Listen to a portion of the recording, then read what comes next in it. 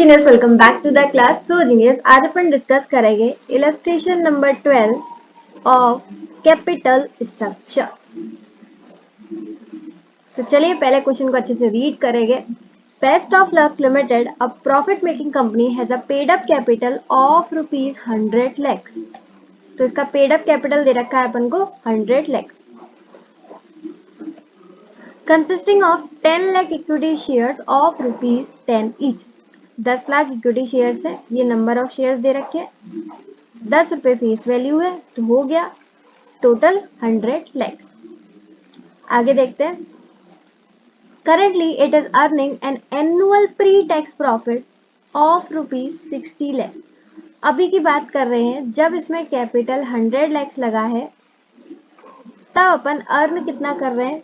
Earn कौन सा वाला है? Pre tax profit, that is EBIT, earning before interest and tax.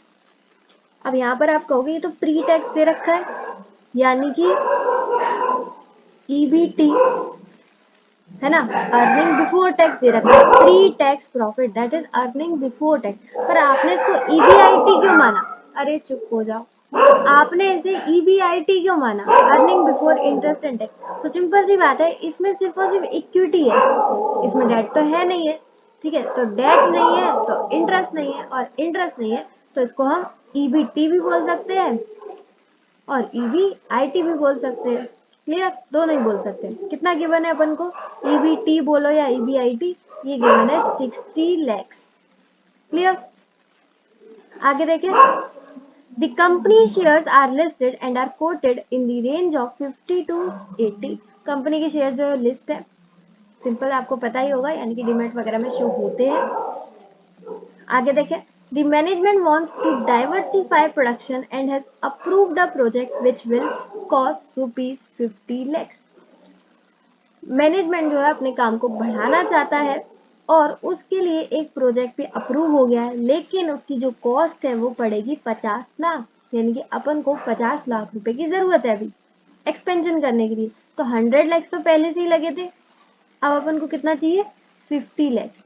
तो एक तरीके से बोल सकते हैं ये हो गई हमारी एग्जिस्टिंग कैपिटल, पहले से है 100 lakhs, और अब एक्सपेंशन करने के लिए अपन को न्यू कैपिटल चाहिए 50 lakhs, यानी कि टोटल अपन को चाहिए 150 lakhs।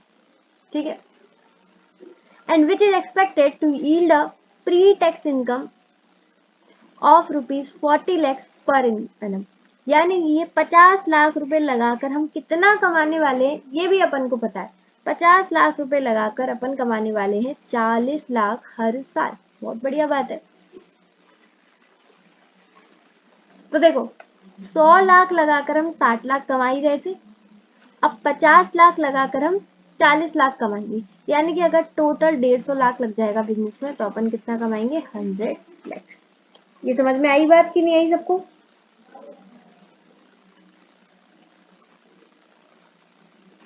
सौ लाख लगाकर एग्जिस्टिंग कमा रहे हैं 60 लाख, लेकिन अगर हमने एक्सपेंशन के लिए 50 लाख और उठा लिया तो हम 40 लाख और कमा लेंगे, दैट इज हम टोटल 100 lakhs कमा लेंगे। क्लियर? आगे देखते हैं। To raise this additional capital the following options are under consideration of the management. अब अपन को जो 50 लाख जो चाहिए ये कहाँ से मिलेंगे, उसके ऑप्शंस अपन को गिवन है।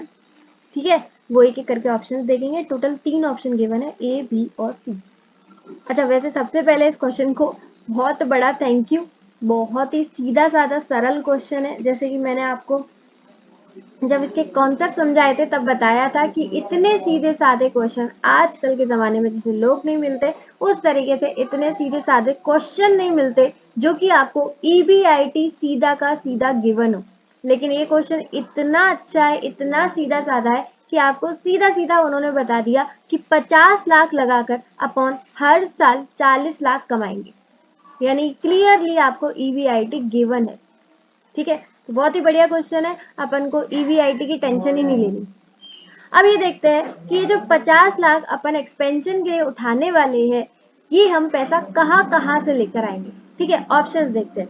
तो पहला ऑप्शन है हमारा to issue equity share capital for the entire additional amount, यानी कि जो हमें 50 लाख चाहिए वो पूरा का पूरा हम इक्विटी से उठाएंगे। पहला ऑप्शन है इक्विटी से उठाएंगे। It is expected that the new share, अब जो न्यू शेयर्स की वैल्यू क्या है? फेस वैल्यू तो 10 है, लेकिन सोल्ड यानी कि बिकेंगे कितने पे, इशू कितने पे होंगे, एट अ प्रीमियम ऑफ ₹15, यानी कि 10 फेस वैल्यू है, 15 हो गया, तो ये हो गया टोटल ₹25। ठीक है, तो 25 पर हम इसे उठाएंगे। नेक्स्ट सेकंड ऑप्शन है to issue 16% non convertible debentures of ₹100 each for the entire amount. Again 50 lakh चाहिए, पूरा का पूरा डेट से उठाएंगे। ठीक है, पहले किससे उठा रहे थे, पूरा का पूरा इक्विटी से, और दूसरा उठा रहे हैं पूरा का पूरा डेट से, कोई दिक्कत नहीं है। Third option to issue equity share capital for 25 lakh, यानी कि आधे अमाउंट के लिए हम इक्विटी कर रहे हैं, 50 में से आधे के लिए इक्विटी, जिसका फेस वैल्यू 10 है, and 16% non convertible debenture for the balance amount, balance आधा ही बचा 25 लाख, तो 25 लाख के लिए उठा रहे हैं इक्विटी और 25 लाख के लिए उठा रहे हैं डेट। जो डेट है वो अगेन 16% नॉन कन्वर्टेबल डिबेंचर्स है, पहले भी 16% थे, या in this case the company can issue shares at a premium, but यहाँ पर इसका प्राइस चेंज हो जाएगा, फेस वैल्यू 10 था, प्रीमियम 40 था, तो ये हो जाएगा ₹50। ठीक है, पहले कितना आया था, ₹25, यहाँ पर आया ₹50। ठीक है, तो दोनों की प्राइस अलग है, वो अपन अच्छे से कंसीडर कर लेंगे जब हम क्वेश्चन सॉल्व करेंगे। ठीक है, अभी तो बस क्वेश्चन रीड कर रहे हैं, इसलिए जल्दी जल्दी रीड कर रहे हैं, बाकी क्वेश्चन जब हम सॉल्व करेंगे बहुत आराम से बिल्कुल क्लियरिटी के साथ करेंगे। आगे देखते हैं, advice which option is the most suitable to raise the additional capital. ये जो हम 50 लाख उठाना चाहते हैं वो कहाँ से उठाए, सारा का सारा इक्विटी से, सारा का सारा डेट से, या आधा इक्विटी या आधा डेट से। तीनों ऑप्शन में आपको सबसे सुटेबल, मोस्ट सुटेबल बताना है। ठीक है, keeping in mind that the management wants to maximise the EPS. जब आप तीनों ऑप्शन को कंपेयर करो 1 2 3, तो आपको कंपेयर करने में तब ध्यान रखना है कि मैनेजमेंट क्या चाहता है, मैनेजमेंट चाहता है ईपीएस बढ़ाना। अगर ये बात नहीं बोलते तब भी हम क्या करते, तब भी हम यही सोचते कि भाई मैनेजमेंट शेयर होल्डर की वेल्थ ही बढ़ाना चाहता है एट द एंड, और वो बढ़ेगी हमारे ईपीएस की। ठीक है, to maintain its goodwill the company is paying income tax, at the end tax rate they रखा है 50% पर। ठीक है, तो लास्ट में बस यही बताना चाहती थी कि अगर ये वाली लाइन पूरी नहीं लिखी होती पूरी की पूरी, फिर भी हम यही देखते कि ईपीएस किसका मैक्सिमम है, वही ऑप्शन सेलेक्ट करते। ठीक है, अगर पी रेशियो गिवन होता तब हम सेलेक्ट करते एमपीएस में, और अगर दोनों में टाई हो जाता तब हम सेलेक्ट करते ईपीएस प्लस एमपीएस में। ठीक है, यही कॉन्सेप्ट मैंने आपको ऑलरेडी समझा चुका है, बस क्वेश्चन में बता रही हूँ। ये क्वेश्चन बहुत बहुत आसान है, ईबीआईटी आपको गिवन है। ठीक है, तीनों ऑप्शन में ज्यादा कोई दिक्कत है नहीं, बहुत सिंपल, और लास्ट में सिर्फ और सिर्फ ईपीएस के बेस पर आपको डिसाइड करना है, ना ईपीएस एमपीएस उन सब की टेंशन ही नहीं लेनी। ठीक है, सिर्फ ईपीएस के बेस पर डिसाइड करना है बस। तो चलिए फटाफट कॉपी पर इसे और आसान बनाते हैं सॉल्व करके। कॉपी पर सबसे पहले लिखिए कैपिटल स्ट्रक्चर का इलस्ट्रेशन नंबर 12। सॉल्यूशन, सॉल्यूशन में सबसे पहले हम दिखाएंगे स्टेटमेंट शोइंग टोटल कैपिटल। ठीक है, जिस तरीके से हमने नोट्स में प्रेजेंट किया था उसी तरीके से यहाँ पर करेंगे, बिल्कुल सेम भी। स्टेटमेंट शोइंग टोटल कैपिटल, फटाफट लिखो, सिंपल सा फॉर्मेट बनाएंगे इसका, पर्टिकुलर ऑप्शन 1 2 3। सबसे पहले लिखते हैं एग्जिस्टिंग कैपिटल। तो जो एग्जिस्टिंग कैपिटल है उसमें सिर्फ एक ही चीज है, वो है इक्विटी। अगर डेट होता तो डेट लिख देते, प्रेफरेंस होता तो प्रेफरेंस लिखते, जो भी होंगे वो सब कुछ एग्जिस्टिंग कैपिटल में लिख देंगे। हमारे क्वेश्चन में सिर्फ और सिर्फ क्या था, इक्विटी, वो भी कितना था, 100 लाख। तो देखो ये सब तो सेम ही रहेगा, चाहे ऑप्शन 1 चूज करो, ऑप्शन 2, ऑप्शन 3, चाहे तुम ऑप्शन 1 कौन सा था मैं लिख देती हूँ, ऑप्शन 1 था इक्विटी का, ऑप्शन 2 था डेट का, ऑप्शन 3 था इक्विटी प्लस डेट का। तो चाहे आप ऑप्शन 1 चूज करोगे, 2 करोगे, 3 करोगे, आपके जो 100 लाख का एग्जिस्टिंग इक्विटी है वो तो सब में ही होगा ना, ऑब्वियस सी बात है, सब में ही होगा, तो अपन सब में लिख देते हैं 100 लाख 100 लाख 100 लाख। और ये 100 लाख कैसे है, 10 lakh equity shares into ₹10 each, 10 lakh equity shares into 10 each share. ठीक है, यहाँ भी लिख दू 10 lakh equity shares into ₹10 each. Writing थोड़ी ऐसी आई है पर आप समझ जाओ क्योंकि मैं साथ साथ बोल रही हूँ। एग्जिस्टिंग कैपिटल तीनों होंगे, चाहे कोई भी ऑप्शन चूज करोगे तो तीनों में हमने लिख दिया। अब बात करते हैं न्यू की। तो न्यू में इसमें आएगा इक्विटी,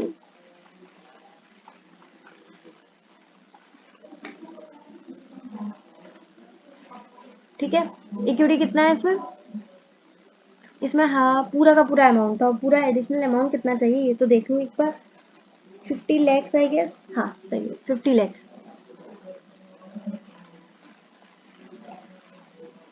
ठीक, शेयर्स कितने थे? शेयर्स पता नहीं कितने थे, लेकिन हमें उसका प्राइस पता है, इश्यू प्राइस पता है अपन को। इश्यू प्राइस था 10 + 15 दैट इज 25। तो अपन को 50 लाख रुपए चाहिए, उसके लिए अपन 25 रुपए के शेयर्स इश्यू कर रहे हैं, यानी कि 2 lakh shares. 2 lakh shares issue करेंगे तब अपन को 25 लाख मिलेंगे, ठीक है। और इसमें आएगा डेट,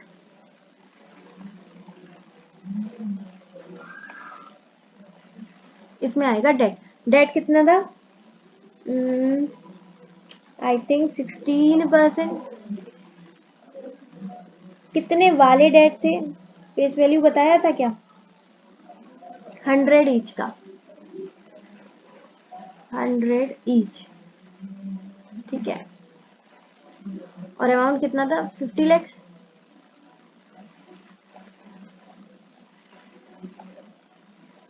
लास्ट इसमें डेट भी था, इक्विटी भी था। इक्विटी कितना था? रुको आप लोग थोड़ा कंफ्यूज ना हो जाओ, मैं इसको हटा दूं। इसमें इक्विटी नहीं है, इसमें डेट नहीं है, ठीक है। इसमें 16% डेट है जिसका अमाउंट है 50 लाख, ठीक है। अब बात करते हैं थर्ड ऑप्शन में। इसमें इक्विटी भी था, डेट भी था। डेट कितना था? 16% डेट था, सिर्फ और सिर्फ 25 लाख बैलेंस अमाउंट के लिए, और 25 लाख था इक्विटी। लेकिन यहाँ पर इसका इश्यू प्राइस अलग था, इसलिए ध्यान देना। इश्यू प्राइस था 10 + 40 प्रीमियम का, यानी कि 50 रुपीज। यानी कि अपन को 25 लाख चाहिए और अपन शेयर्स इशू कर रहे हैं 50 रुपए वाले, तो अपन को कितने शेयर्स इशू करने पड़ेंगे? 50,000। ये नंबर ऑफ शेयर्स हैं, ठीक है। क्लियर? समझ में आया? पहले में 50 लाख रुपए चाहिए और शेयर्स का इशू प्राइस है 25, यानी कि हमको कितने इशू करने पड़ेंगे? 2 लाख। यहाँ पर सिर्फ और सिर्फ डेट करना है 16% वाले 50 लाख का, और यहाँ पर 25 लाख की इक्विटी और 25 लाख की डेट। लेकिन 25 लाख की जो इक्विटी इशू कर रहे हैं वो हम 50 रुपए शेयर वाले कर रहे हैं, इसलिए सिर्फ और सिर्फ 50,000 शेयर करोगे। क्लियर? ये वाला मुझे लगता है बहुत सिंपल है, नंबर ऑफ शेयर्स निकालना, और कुछ भी बात नहीं है, ठीक है। तो इसमें ज्यादा कंफ्यूज नहीं होना, जल्दी से टोटल कैपिटल पे आ जाओ। टोटल कैपिटल सब में सेम रहेगी, चाहे पैसा कहीं से ला रहे हैं। बिजनेस में टोटल कितना लगेगा? 150 लाख। 100 लाख पहले थे, 50 लाख और कहीं से ला रहे हैं, ठीक है। कहीं से भी लाओ, है तो 150 लाख। यहाँ तक समझ में आया? सिर्फ मैंने एक फ्रेम सेट किया है कि कहाँ कहाँ से पैसा आ रहा है। अब बात करते हैं अपनी ईपीएस की, ठीक है। यहाँ पर हमें मेन काम करना है। यहाँ पर हम बात करेंगे ईपीएस की, ठीक। तो इसका भी सिंपल फॉर्मेट, पर्टिकुलर तीनों ऑप्शन। पहला वाला ऑप्शन कौन सा है? फुल इक्विटी, दूसरा वाला डेट, फुल डेट, और तीसरा वाला इक्विटी प्लस डेट, ठीक है। अब सबसे पहले लिखते हैं EBIT, ठीक है। तो EBIT की एग्जिस्टिंग कितना कमा रहे थे? 60 लाख। और न्यू कितना कमा रहे हैं? 40 लाख। ये क्वेश्चन समझाते समझाते बता दिया था कि 100 लाख जब लगा रहे हैं पैसा तो 60 लाख कमा रहे हैं, अब 50 लाख और लगाएंगे तो 40 लाख कमा रहे हैं। ये मैंने क्वेश्चन समझाते समझाते आपको समझा ही दिया था, तो मुझे लगता है इसमें कोई दिक्कत नहीं होगी कि 100 लाख कैसे आ गया। तो अपन EBIT कितना कमा रहे हैं, 100 लाख। चाहे तुम पैसा कहीं से उठाओ, 100 लाख तो कमा रहे हो, ठीक है। अब क्या आता है, EBIT में आएगा, आय हटाएंगे दैट इज इंटरेस्ट। तो इंटरेस्ट में भी अपन देखेंगे एग्जिस्टिंग और न्यू। अब एग्जिस्टिंग कैपिटल हमारी पूरी तरीके से इक्विटी थी, यानी कि कोई भी एग्जिस्टिंग इंटरेस्ट नहीं था। ये वाली बात समझ में आई। स्टार्टिंग में जो हमने 100 लैक्स लगाए थे उसमें से कोई भी डेट नहीं था हमारे पास, आप देख सकते हो ऊपर एग्जिस्टिंग में हमारे पास कोई भी डेट नहीं था, तो कोई इंटरेस्ट नहीं था। लेकिन न्यू में पहले वाले में पूरा इक्विटी है, इसलिए डेट नहीं होगा। इस वाले में होगा। अमाउंट कितना था, 50 लैक्स, और डेट का इंटरेस्ट रेट था 16%। तो यहाँ से इंटरेस्ट कैलकुलेट हो जाएगा, 50 लाख पे 16%, ये आ गया 8 लाख।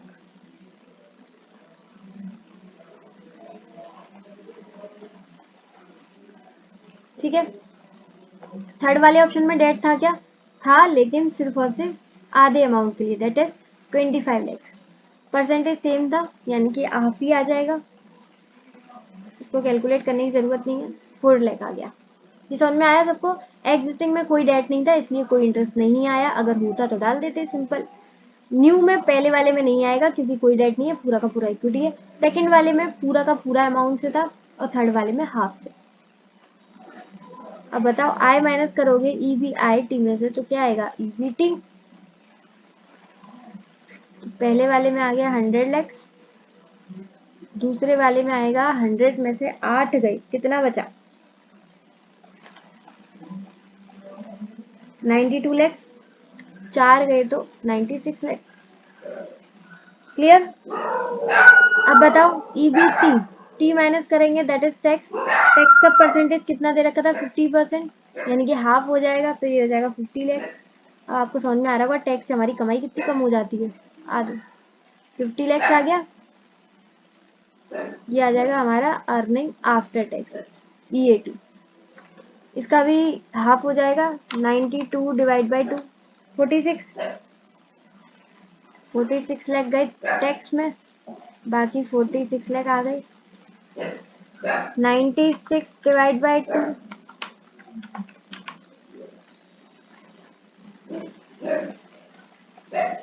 48 लैक्स, तो ये आ गया 48 लैक्स। बताओ यहाँ तक कोई दिक्कत, अभी तक सिर्फ इंटरेस्ट माइनस किया, टैक्स माइनस किया, ठीक है। EAT। क्या कोई प्रेफरेंस डिविडेंड था, अगर होता तो माइनस कर देते, एग्जिस्टिंग वाला भी न्यू वाला भी। ना ही हमारे एग्जिस्टिंग में कोई प्रेफरेंस था, ना ही हमारे कोई न्यू कैपिटल में प्रेफरेंस था, तो प्रेफरेंस हटाओ, डायरेक्ट कौन बचा, शेयर्स, इक्विटी वाले। अरे शांत हो जा, डिवाइड करेंगे नंबर ऑफ इक्विटी शेयर्स से, ठीक है, और हमारा आ जाएगा EPS, अर्निंग पर शेयर। ये आपको सबको पता होगा EPS कैसे आता है, इनकम स्टेटमेंट तो बनाना आता होगा। Earning after tax divide by number of equity share is equal to EPS, earning per share. अब नंबर ऑफ इक्विटी शेयर पहले वाले में कितने होंगे, इसमें ध्यान देना, एग्जिस्टिंग प्लस न्यू, ठीक है। एग्जिस्टिंग में कितने थे, नंबर ऑफ शेयर 10 लाख, और न्यू कितने थे, 2 लाख, यानी कि 12 लाख।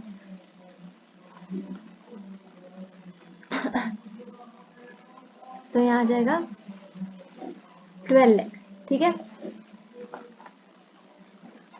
तो 50 लैक्स कमा रहे हैं 12 लाख के लिए, यानी कि एक शेयर पे मिलेगा 4.166, ठीक है। नेक्स्ट, सेकंड वाले में न्यू कैपिटल में कोई था ही नहीं इक्विटी का रोल, तो सिर्फ और सिर्फ जो एग्जिस्टिंग थे वही होंगे। एग्जिस्टिंग कितने थे, 10 लाख आई गेस। अच्छा, लिख भी सकते हो आप, कैसे आया, 10 प्लस 2 करके, और ये 10 प्लस 0 करके, ठीक है। तो 46 कमा रहे हैं 10 लाख के लिए, तो ये आ गया 4.6। एक शेयर पे कितना कमा रहे हैं? 4.6। लास्ट, यहाँ पर कितने थे इक्विटी शेयर? 10 लाख तो एग्जिस्टिंग होंगे, और न्यू इक्विटी शेयर्स कितने थे? 50,000। तो ये हो गए 10,50,000।